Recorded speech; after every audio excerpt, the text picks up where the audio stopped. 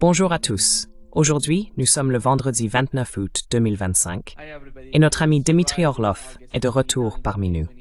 Bienvenue à nouveau, Dmitry. Heureux d'être à nouveau avec vous. Commençons par votre blog. Comment pouvons-nous en savoir plus à son sujet? Vous avez mentionné que vous travaillez sur un article beaucoup plus complet. De quoi s'agit-il et quand comptez-vous le publier?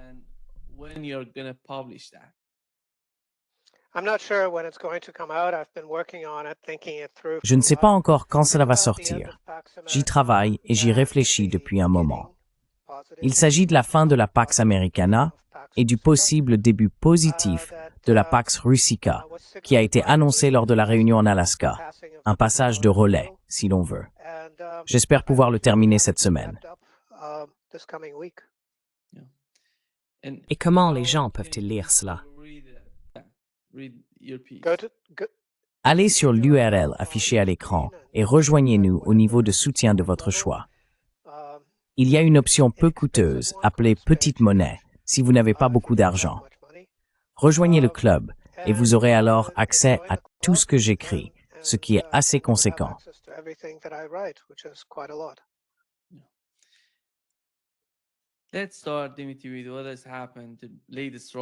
Commençons, Dmitry, par ce qui s'est passé. La dernière attaque russe sur Kiev.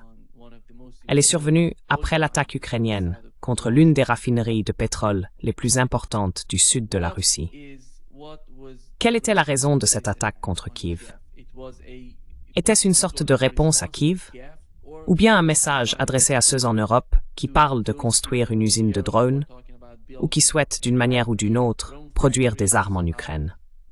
De quoi s'agissait-il exactement?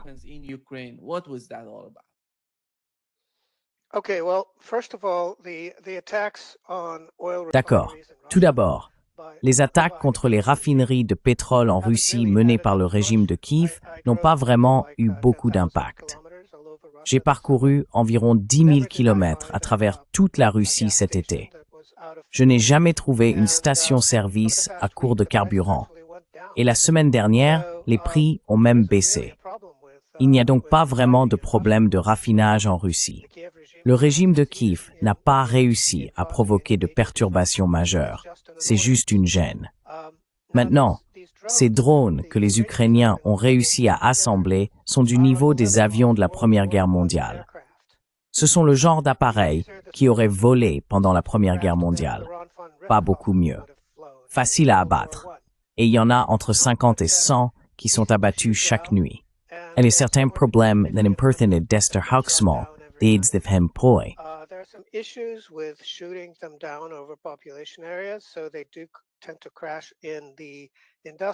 Donc, ils ont tendance à s'écraser dans les zones industrielles, où ils percutent souvent quelque chose qui prend ensuite feu. Il y a beaucoup de déchets inflammables dans ces secteurs. Les pompiers doivent donc intervenir rapidement pour éteindre les incendies. Mais ce n'est qu'une gêne. Voilà, c'est un point à garder à l'esprit. Les Ukrainiens, au mieux, ne font qu'ennuyer, et les Russes sont quelque peu agacés. Maintenant, ce que certains pourraient considérer comme la réponse russe, ce n'en est pas une. La Russie ne cherche pas vraiment à impressionner qui que ce soit en Occident, ni même les Ukrainiens eux-mêmes. Cela ne compte absolument pas pour eux. Cela n'entre pas dans leurs calculs. Et leur calcul, c'est qu'ils disposent de bons renseignements sur les endroits où les drones sont assemblés, et une fois qu'ils ont ces informations, ils agissent.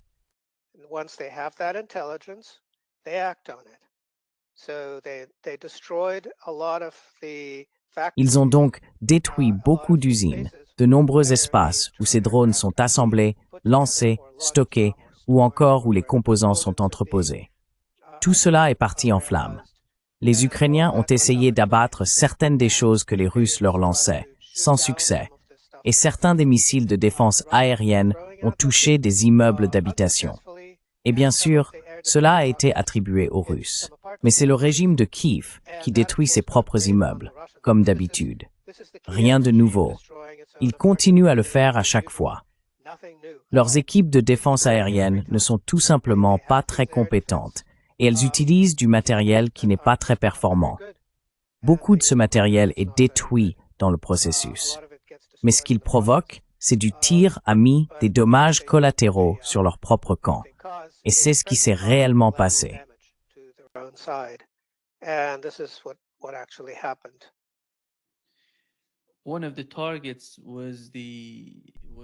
L'une des cibles était une usine turque, Bayraktar, une usine de drones, qui était en construction en Ukraine. Dmitri, lorsque nous parlons de la Turquie, nous pensons d'une certaine manière à Erdogan, comme quelqu'un qui veut jouer sur les deux tableaux. Mais comment voyez-vous le rôle de la Turquie aux côtés de l'Azerbaïdjan?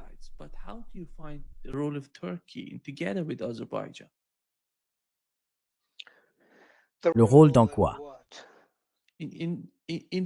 Dans la façon dont ils essayent d'une certaine manière. Pourquoi ont-ils besoin d'être là, d'être en Ukraine? Est-ce que cela a du sens pour vous?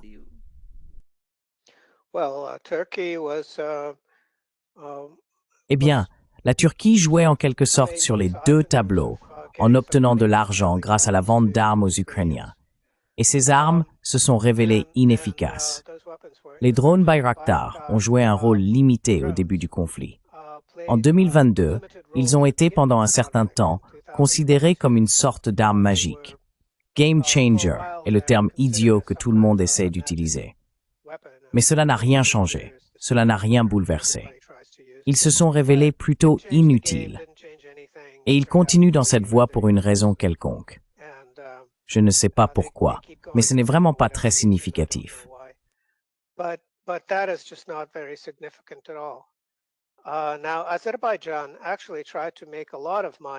En réalité, l'Azerbaïdjan a tenté de gagner beaucoup d'argent en possédant des raffineries, en important du pétrole et en le vendant au régime de Kiev pour alimenter la guerre, littéralement.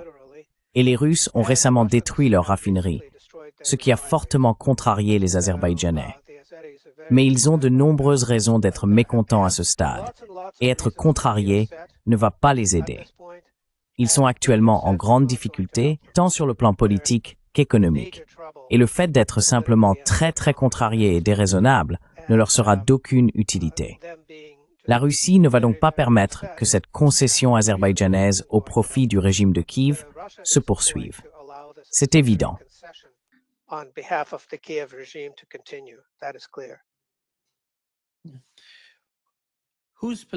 Qui joue un rôle en Ukraine? Nous savons que l'OTAN est impliquée, mais qui est l'acteur principal en Ukraine aujourd'hui?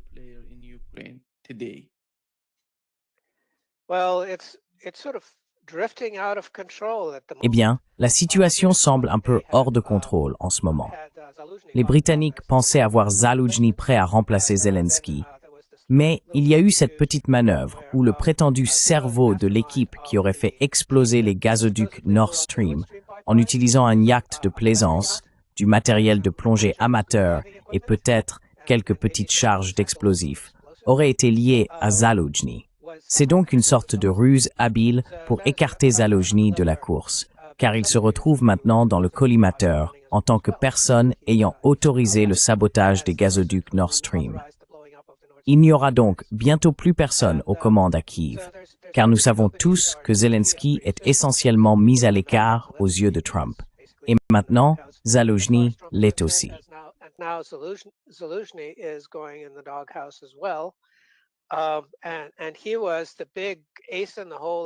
Et il était l'atout majeur aux yeux des Britanniques. Ils l'ont soigneusement cultivé et préparé pour qu'il devienne leur homme à Kiev. Et j'imagine que ça ne va pas si bien se passer. Mais toute l'affaire du gazoduc Nord Stream, comme l'a révélé Seymour Hersh, a été orchestrée par des Navy SEAL sur ordre direct de Joe Biden. Mais maintenant que tout va être attribué à ces touristes ukrainiens, ou peu importe, sur un yacht de plaisance, il s'avère que, bon, les Américains vont désormais jouer un rôle positif. Ils vont investir de l'argent pour restaurer le Nord Stream. En réalité, une partie du gazoduc, une ligne, est encore fonctionnelle. Il suffit simplement de la remettre en marche.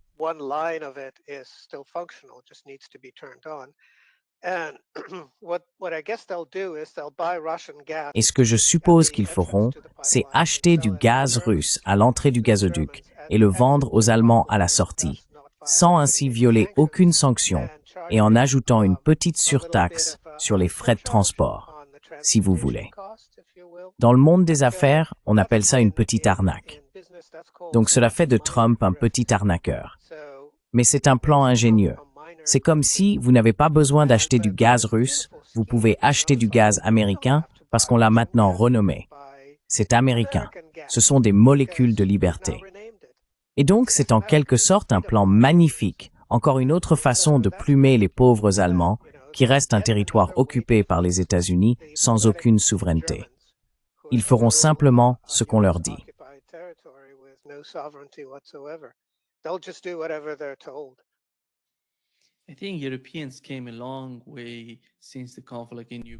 Je pense que les Européens ont beaucoup évolué depuis le début du conflit en Ukraine. Nous n'avions pas vu ce genre de comportement de la part des Européens, même pendant la guerre froide. Et vous voyez la Finlande, la Suède et la Suisse. Ce qui est arrivé à la Suisse me surprend vraiment. Et nous avons entendu Medvedev dire que si l'Autriche rejoint l'OTAN, il y aura des mesures de rétorsion de la part des Russes. Que se passe-t-il dans l'esprit des Européens? Pourquoi investissent-ils autant dans ce qui se passe en Ukraine, ce qui ne semble logique pour personne? Cela ne leur profite pas. Cela ne leur a pas profité.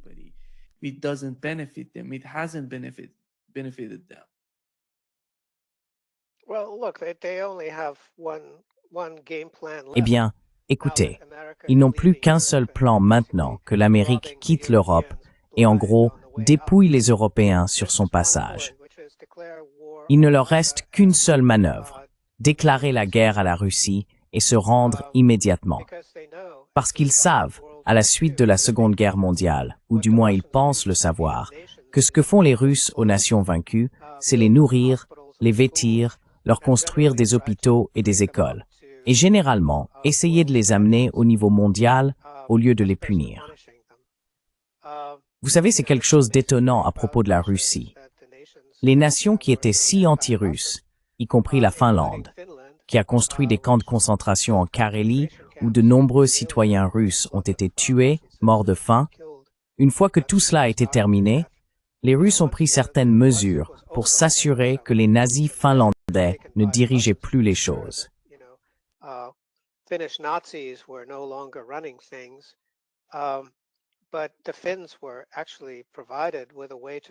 Mais les Finlandais ont en réalité eu la possibilité de restaurer un semblant de souveraineté dans leur pays. Et à condition de bien se comporter, ils ont eu accès au marché russe et en ont tiré prospérité pendant un certain temps. Maintenant qu'ils ont rejoint l'OTAN et sont devenus si farouchement anti-russes, ils ont tout gâché et se retrouvent dans la misère. Et au lieu d'avoir des touristes russes qui font leurs achats en Finlande, ce sont des voleurs finlandais. Non pas qui font leurs courses, mais qui volent. C'est devenu une véritable épidémie. Voilà un exemple typique. La même chose s'est produite en Pologne.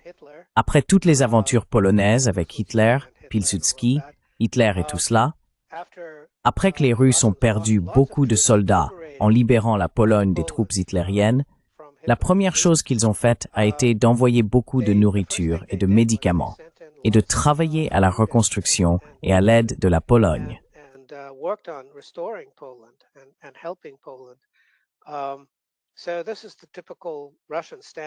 C'est donc la norme typique russe. D'accord, nous avons des ennemis parmi certaines élites dans divers pays, mais nous n'avons jamais d'ennemis parmi les peuples. Leur espoir, c'est de déclarer la guerre à la Russie, de se rendre et que les Russes arrivent en courant pour tout réparer parce que tout s'effondre. Leur seul espoir, c'est que les Russes viennent maintenant arranger les choses. Et j'imagine que c'est leur plan secret, parce qu'il n'y en a pas d'autre. Cela n'a aucun sens autrement. Que vont-ils faire? Faire la guerre à la Russie et espérer gagner? Eh bien, ils ont déjà essayé, voyez-vous, et l'Ukraine a été l'exemple de la façon dont ils perdraient s'ils faisaient la guerre à la Russie. Ils peuvent donc regarder l'Ukraine et se dire « Les Ukrainiens se sont mieux battus que nous n'aurions jamais pu le faire, et ils ont perdu. Alors, que sommes-nous »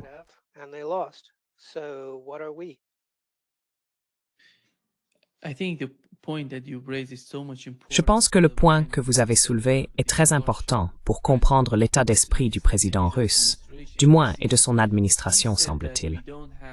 Il a dit que nous n'avons pas d'États ennemis, nous avons des élites ennemies. Il a établi ce genre de distinction entre l'opinion publique et les élites qui détestent la Russie. Pensez-vous, avec ce type de mentalité, qu'il y ait un espoir pour l'Europe?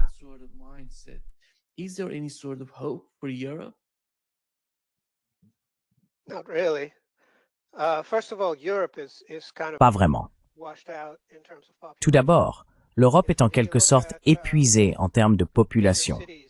Si vous regardez les grandes villes européennes, ce ne sont plus vraiment des villes européennes.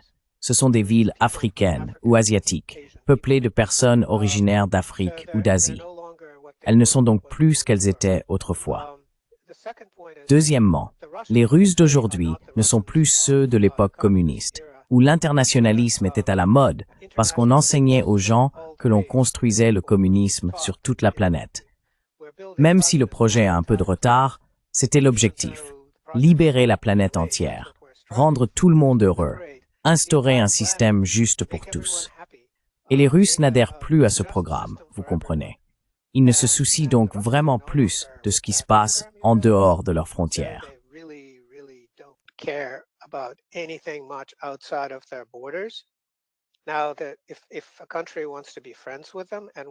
Maintenant, si un pays veut être ami avec eux, veut être utile et a quelque chose à offrir, comme la Chine, l'Inde, l'Iran, par exemple, même la Turquie ou le Bangladesh, alors bien sûr, ils travailleront avec lui et maintiendront de bonnes relations, des liens économiques, tout cela. Mais si un pays est inutile et hostile, tant pis pour lui. Vous savez, c'est ça l'attitude russe. Débrouillez-vous. Si vous faites une erreur, comme la Finlande l'a fait par exemple, vous êtes seul. La Hongrie ou la Slovaquie. Bon, vous jouez le jeu, vous faites des efforts, d'accord, on pourrait vous aider un peu. Mais n'imaginez jamais que vous allez simplement vous asseoir sur notre dos, balancer vos pieds, mâcher du chewing-gum et que tout sera merveilleux. C'est pareil, par exemple, avec l'Azerbaïdjan et l'Arménie. Peu importe pour la Russie ce qu'ils font. En réalité, la plupart des Russes s'en fichent. Oubliez ça.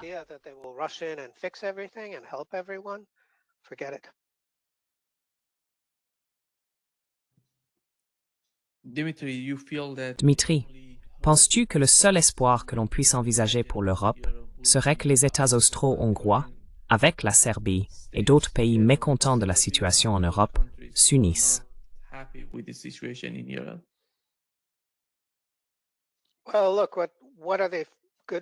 Eh bien, regardez, à quoi servent-ils vraiment du point de vue de la Russie? De quoi la Russie a-t-elle besoin en Serbie, par exemple? Eh bien, il y a du fromage de chèvre, c'est-à-dire de la feta serbe, très savoureux. Je ne peux pas citer un autre produit serbe que l'on trouve facilement dans un supermarché russe. Qu'est-ce que la Serbie fabrique d'autre dont la Russie aurait vraiment besoin? D'un autre côté, la Serbie fabrique des armes qui se retrouvent entre les mains du régime de Kiev, armes qui sont utilisées pour tuer ou tenter de tuer des soldats russes. Et le gouvernement serbe n'a pas pu stopper ce flux très facilement, car cela entraînerait du chômage, etc. Donc les Serbes veulent ménager la chèvre et le chou. Encore une fois, il y a des liens historiques. Ce sont deux nations orthodoxes, chrétiennes orthodoxes. Tout cela est très important. La culture compte.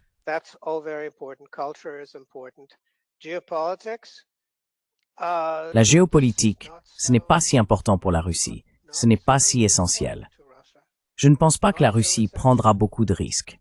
Elle ne risquera pas la vie de soldats russes, je vous l'assure, pour les Serbes, pour la Serbie. Cela n'arrivera tout simplement pas. Et donc malheureusement, les Serbes sont livrés à eux-mêmes. Et malheureusement, ils ont été utilisés comme boucs émissaires, en quelque sorte comme des proxys pour les Russes, à une époque où la Russie était faible. C'était tout le sens de l'attaque de l'OTAN contre la Serbie. C'était comme une attaque d'entraînement contre la Russie. Et cela est bien sûr très regrettable. La Russie ne pouvait pas vraiment être d'une grande aide à l'époque. Elle a fait ce qu'elle a pu. Mais tout cela appartient vraiment au passé. Et je ne pense pas qu'il y aura beaucoup d'efforts du côté russe. Encore une fois, vous savez, la Russie conserve ses ressources à ce stade et s'occupe de ses propres ressources.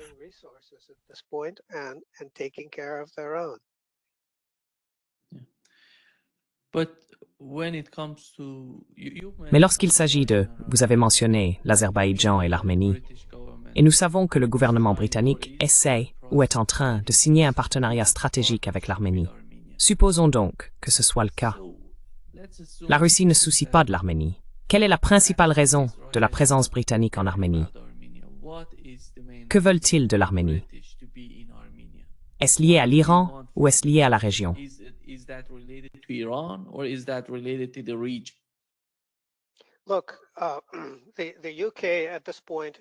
Écoutez, le Royaume-Uni à ce stade, ce n'est plus une puissance mondiale.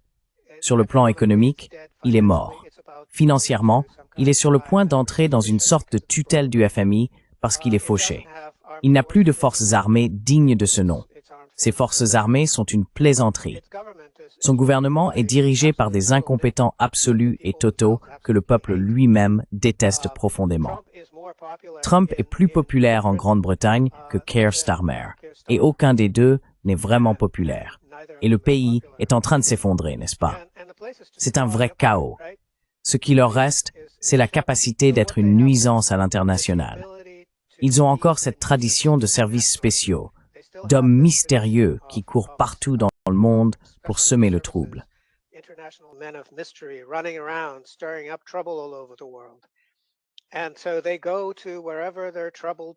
Alors, ils vont partout où il y a des problèmes à semer. Et l'un de ces endroits, c'est l'Arménie. Parce que ce pays est dirigé par un traître du nom de Nikol Pachinian, vous savez, un protégé de Soros, qui a essentiellement été envoyé là-bas pour détruire le pays et le livrer à la Turquie. Et il semble réussir dans cette tâche. Voilà ce que font les Britanniques partout où ils essaient d'intervenir. En gros, leur objectif aujourd'hui est simplement de se prouver à eux-mêmes et au monde qu'ils existent encore. C'est pour cela qu'ils essayent d'être une sorte de menace, parce que sinon, tout le monde finirait par oublier qu'ils existent tout court.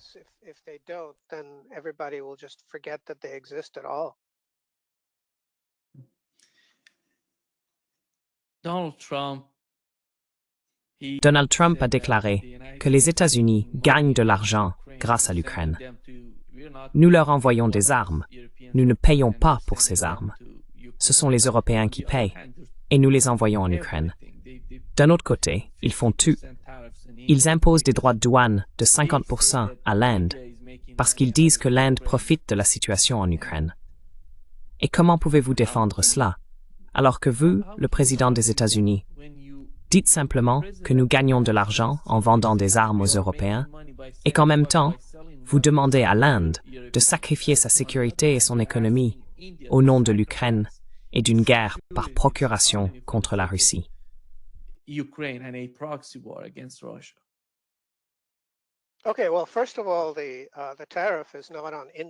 D'accord. Tout d'abord, le tarif douanier ne vise pas l'Inde. Il vise les consommateurs américains de produits indiens. C'est une taxe déguisée sur le consommateur américain. Les Indiens pourraient perdre quelques ventes, mais au profit de qui? Pas des Américains. Donc les Américains devront acheter les mêmes produits, mais provenant d'un autre pays, car ils ne peuvent pas rivaliser avec les salaires et la productivité indiens. La raison pour laquelle Trump utilise ces tarifs comme un bâton pour frapper d'autres pays, c'est d'abord une manœuvre de relations publiques. Ensuite, c'est l'un des rares leviers qu'il peut contrôler. Il peut imposer des tarifs et le Congrès reste les bras croisés. Il a été envisagé de créer une nouvelle loi pour l'en empêcher, mais cela n'a abouti à rien, car il dispose encore d'une légère majorité au Congrès.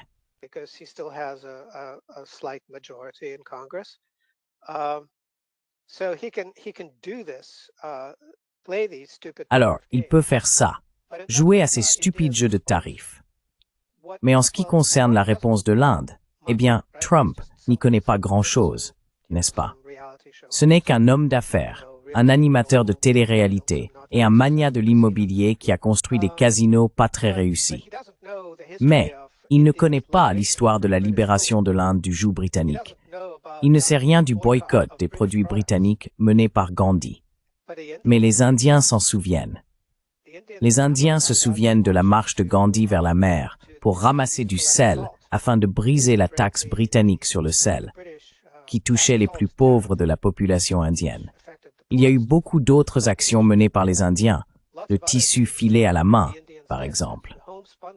Les Britanniques ont volé la fabrication du tissu à l'Inde pour la transférer en Grande-Bretagne, puis ont vendu ce tissu aux Indiens à des prix exorbitants.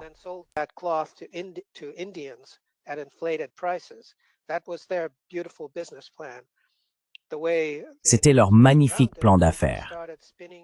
La manière dont les Indiens l'ont contourné, c'est qu'ils ont commencé à filer et tisser leur propre tissu fait maison et à porter ces vêtements faits main, annulant complètement tout le syndicat britannique basé sur le textile. Et cela a coûté très cher aux Britanniques. Donc, c'est une répétition. C'est quelque chose qui fait partie de la culture indienne. Ils peuvent simplement le ressortir, se souvenir de la façon dont cela a été fait auparavant et repenser en se disant « Nous sommes le pays qui a détruit l'Empire britannique. » D'accord? Alors, maintenant, c'est à notre tour de détruire l'Empire américain. Voilà, c'est une répétition. Et ils sont tous impatients de le faire. C'est quelque chose de très réaliste, encourageant et valorisant dans lequel ils s'engagent.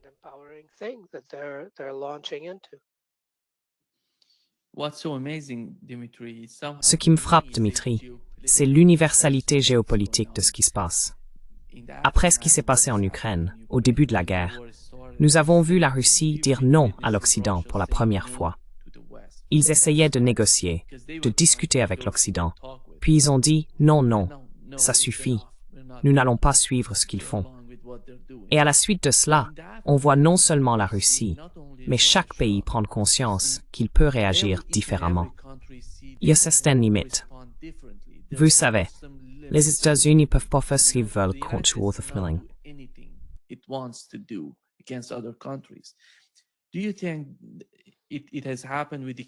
Pensez-vous, cela s'est produit dans le cas de l'Iran, de l'Inde. On le voit avec la Chine concernant les tarifs douaniers. Il ne s'agit pas seulement de l'Ukraine. D'une certaine manière, nous avons deux types de pays, deux types de comportements. D'un côté, on voit les populations en Inde, en Iran, en Chine, en Russie, et dans une certaine mesure dans certains pays européens, essayer de résister à ce genre d'attitude venant de Washington. De l'autre côté, on voit des pays qui s'alignent de plus en plus sur Washington. Ce processus d'apprentissage, ce qui se passe, va-t-il conduire à une meilleure compréhension parmi les pays qui n'ont pas encore décidé de leur avenir? Selon vous, comment cela va-t-il influencer leur état d'esprit?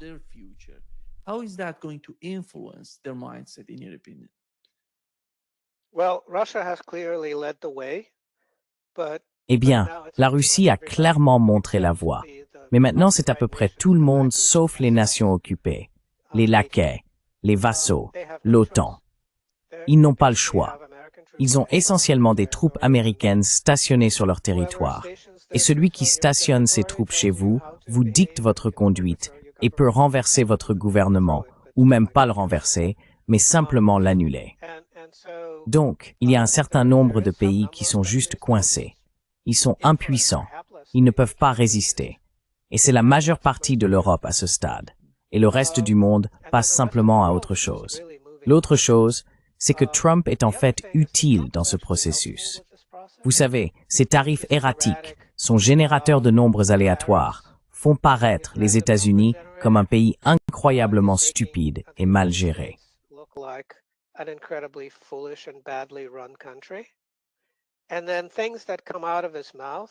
Et puis, il y a les choses qui sortent de sa bouche.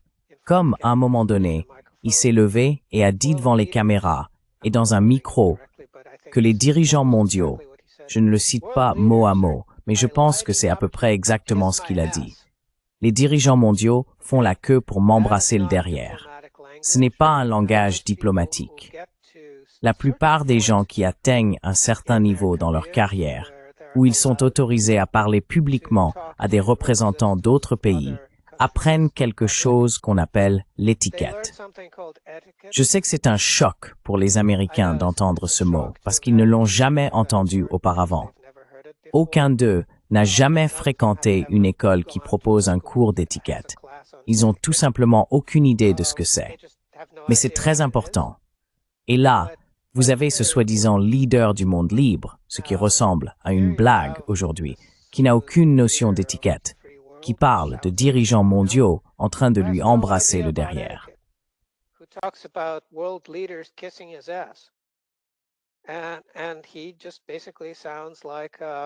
Et il a tout simplement l'air d'un idiot. Il a l'air d'un idiot. Il est donc très difficile de s'opposer à un pays puissant, dirigé par des hommes puissants, qui savent ce qu'ils font, qui parlent et agissent avec détermination. Et d'un autre côté, si c'est un spectacle de clown, alors vous savez, il faut presque l'ignorer, parce que c'est trop humiliant d'y prêter attention. C'est un peu comme si, lors d'une conférence internationale, le dirigeant d'un certain pays déféquait dans un coin. Bon, l'étiquette veut qu'on n'y prête pas attention. On fait comme si de rien n'était. On détourne le regard. C'est donc ce que la plupart de la planète est obligée de faire maintenant, étant donné que Trump est à la Maison-Blanche et parle des dirigeants mondiaux qui feraient la queue pour lui lécher les bottes.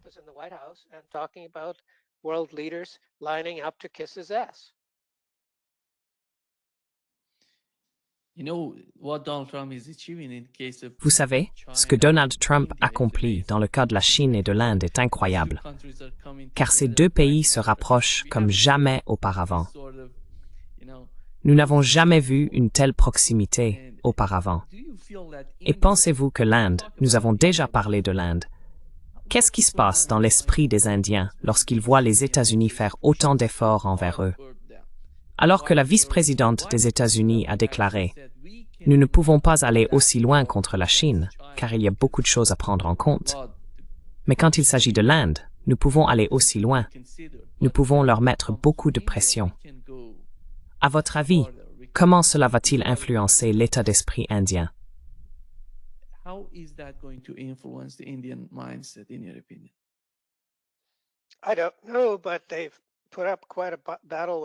Je ne sais pas, mais ils ont vraiment mené un sacré combat face aux Britanniques. Donc, comme je l'ai dit, c'est un remake pour eux. Ils l'ont déjà fait.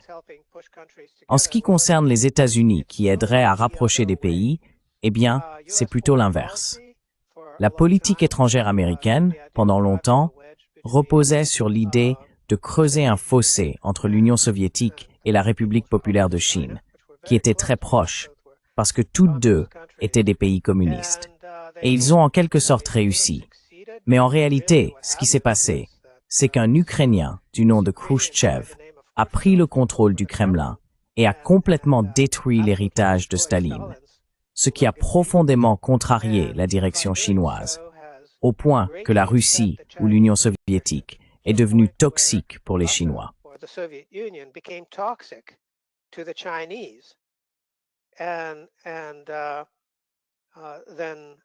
Puis, Gorbatchev est arrivé et s'est envolé pour la Chine pendant l'épisode de la place Tiananmen, qui était une première tentative de révolution de couleur en Chine.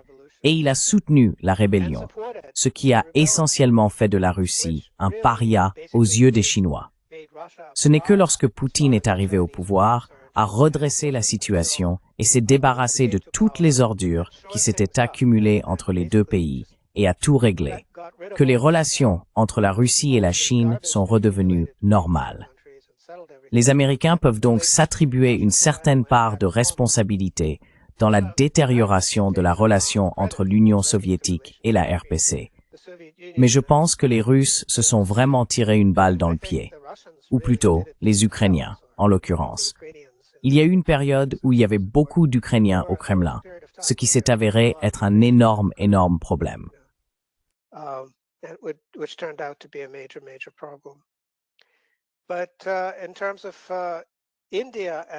Mais en ce qui concerne l'Inde et la Chine qui acceptent de coopérer, c'est un développement naturel.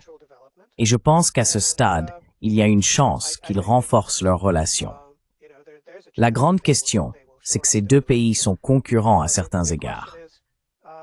Les Indiens peuvent assembler des iPhones tout aussi bien que les Chinois.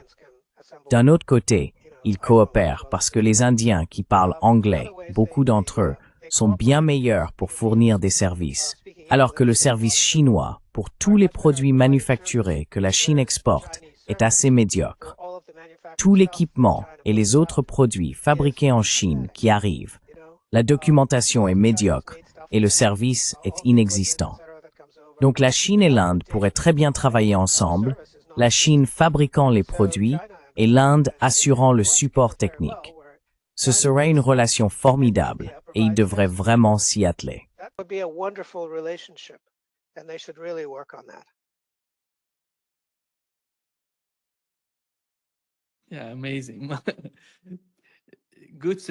Oui, incroyable. Bonne suggestion d'ailleurs, Dmitri. Nous savons que la Russie, l'Iran, la Corée du Nord, la Biélorussie, la Serbie, de nombreux pays, iraient en Chine pour le grand défilé chinois. Quel est le ressenti de la Chine par rapport à tout cela? Ce n'est pas seulement une question du Moyen-Orient et de l'Ukraine. On observe la même chose au Venezuela. Les États-Unis aggravent d'une certaine manière la situation.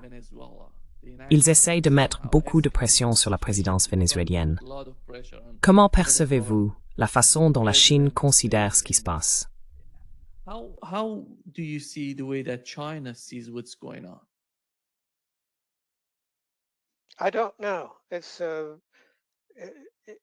Je ne sais pas. Ce n'est qu'un spectacle et une parade. C'est tout. Et c'est un moyen de voir qui est ami avec qui et qui ne l'est pas. Donc le fait que Modi se rende à Pékin est important parce qu'il y avait un refroidissement des relations et maintenant elles se réchauffent à nouveau. Et donc, c'est une bonne chose.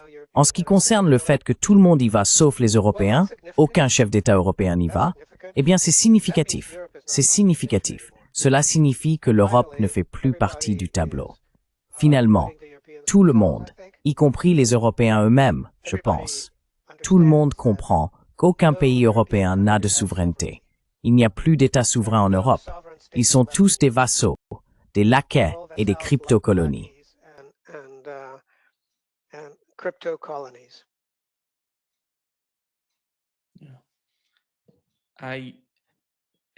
Dmitri, penses-tu que Donald Trump chercherait à intensifier la situation, ou qu'il trouverait d'une manière ou d'une autre? Il a déclaré récemment, et aujourd'hui nous l'avons appris grâce à The Atlantic, que la manière dont l'Europe, avec l'Ukraine, pousse pour des conditions que l'Ukraine considère comme des garanties de sécurité, ces conditions ne sont même pas acceptables pour Donald Trump. Il est dit que, il semble qu'ils comprennent, après cette rencontre avec Vladimir Poutine, que la Russie n'accepterait pas les conditions qu'ils essaient d'imposer. Il y a deux options pour les États-Unis. Intensifier et s'opposer à l'Inde, comme ils le font actuellement, et peut-être à la Chine et au Brésil, puisque Lindsey Graham en a parlé, il a tweeté à ce sujet. Ils sont prêts à le faire. Ou alors, finalement, ils comprennent ce qui se passe. Et Donald Trump pourrait trouver une sorte de terrain d'entente entre les deux parties. Laquelle de ces options choisirait-il?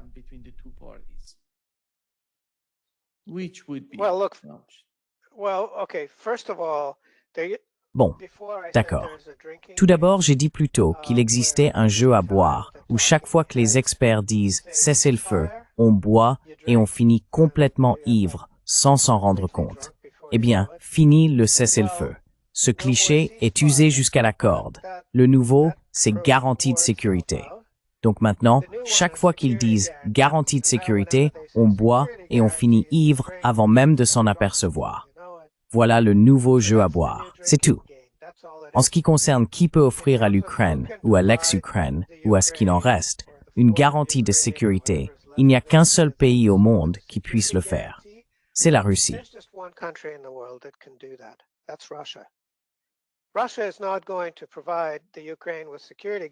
La Russie n'a pas l'intention de fournir à l'Ukraine des garanties de sécurité tant que l'Ukraine ne sera pas tout ce que la Russie souhaite qu'elle soit, c'est-à-dire démilitarisée, dénazifiée, neutre et généralement amicale et contrôlable du point de vue russe, avec le rétablissement complet des droits de la population russophone, qui constitue la majorité en Ukraine, et avec l'expulsion de toutes les troupes étrangères, mercenaires, peu importe qui ils sont.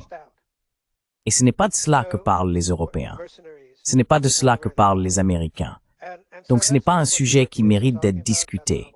D'accord? On peut en parler, mais ce n'est qu'un jeu à boire. D'accord? On ne parle pas vraiment de quelque chose de réel. On fait juste semblant. D'accord? Le seul pays qui puisse offrir à l'Ukraine une garantie de sécurité qui ait une quelconque valeur, c'est la Russie.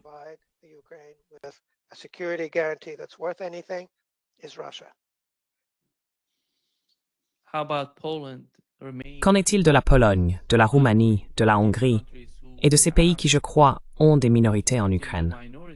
Ils sont importants pour l'avenir de l'Ukraine, en particulier pour la partie occidentale du pays.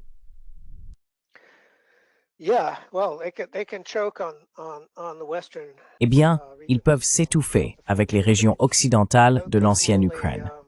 Celles-ci n'ont été intégrées à l'Union soviétique qu'à la suite de la Seconde Guerre mondiale. Et beaucoup de gens considèrent que c'était une erreur de Staline. Ces provinces n'auraient jamais dû être rattachées à la République socialiste soviétique d'Ukraine. Et les populations de ces régions ne sont pas seulement en partie polonaises, roumaines, hongroises, etc., mais aussi issues d'une tribu vraiment étrange et présentent de nombreux problèmes graves, comme le fait que beaucoup d'entre eux sont mentalement retardés à cause d'un manque d'iode dans l'eau souterraine. Excusez-moi. Ces gens posent problème. Donc si les Polonais, les Hongrois et les Roumains veulent s'en charger, je ne pense pas que les Russes s'en soucieront.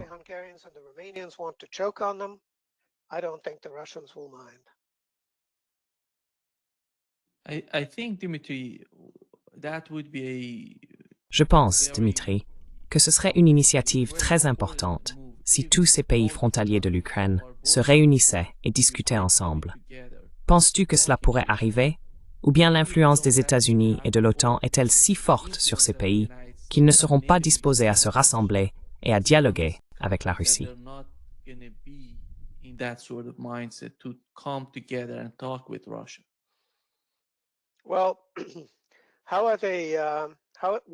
Eh bien, pourquoi est-il utile de leur parler? Je veux dire, il y a eu un certain nombre d'accords entre la Russie et l'Occident en ce qui concerne, excusez-moi, je me remets d'un rhume, en ce qui concerne l'Ukraine. Il y a eu Minsk I, et le résultat a été que l'Europe n'a cessé de se plaindre que la Russie ne respectait pas les termes de Minsk I, alors que la Russie était essentiellement un garant du processus, mais pas un participant. Donc elle n'avait aucune obligation. Même chose avec Minsk II. Et puis il y a eu les accords d'Istanbul qui ont été tout simplement abandonnés. Alors combien de tentatives ces clones auront-ils avant que la Russie ne dise « plus d'accord pour vous » ? Je veux dire, on voit que l'armée russe fait un travail tout à fait respectable en détruisant l'armée ukrainienne, et l'OTAN n'a plus rien à offrir à ce stade. Donc si cela continue ainsi, à un moment donné, quelqu'un qui est vraiment aux commandes, probablement quelqu'un assis au Pentagone, dira « cela ne sert à rien », d'accord?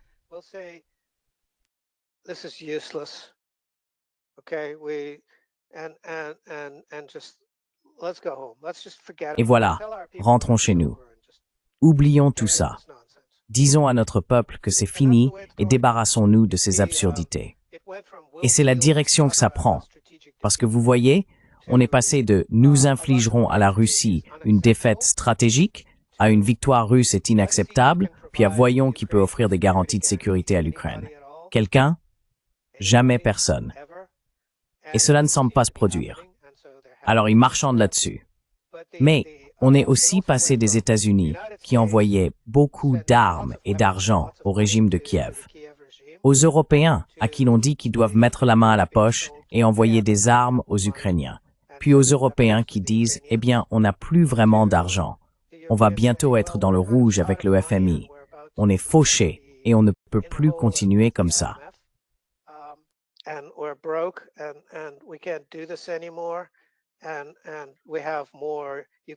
Et nous avons plus de réfugiés ukrainiens que nous ne pouvons en nourrir. Alors, que pouvons-nous faire? C'est la prochaine étape. Ensuite, la Russie dira « Très bien, souvenez-vous du mémo que nous vous avons donné il y a quelque temps, qui énonçait certaines conditions. Eh bien, voici un nouveau mémo qui énonce de nouvelles conditions, sauf que ces conditions sont bien pires, comme nous l'avions promis. Maintenant, vous pouvez essentiellement remplir ces conditions ou attendre notre prochain mémo. Voilà tout le plan. C'est tout ce qui se passe. Maintenant, tout ce bavardage sur des garanties de sécurité ou un cessez-le-feu ou quoi que ce soit d'autre, c'est juste un prétexte pour boire. Yeah.